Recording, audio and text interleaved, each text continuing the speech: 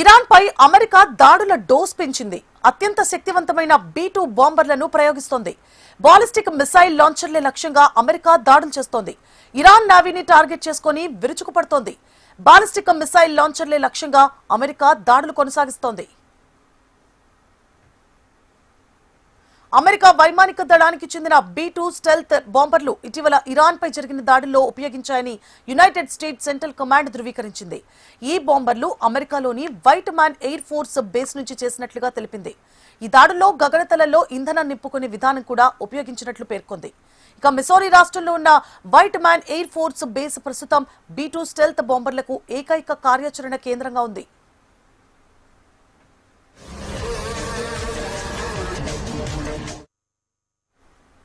B-2 stealth బాంబర్లను 2022లో అధికారికంగా ఆవిష్కరించారు. సాధారణ ఆయుధాలను మోసుకెళ్లగలదు. అవసరమైతే సిబ్బంది లేకుండానే పనిచేసే సామర్థ్యం కూడా దీనికి ఉంటుందని అధికారులు తెలిపారు.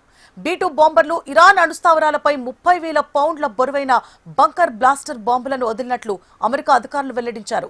భూమి లోతుల్లో ఉన్న లక్ష్యాలను ధ్వంసం చేయడానికి ఇవి ఉపయోగిస్తారు.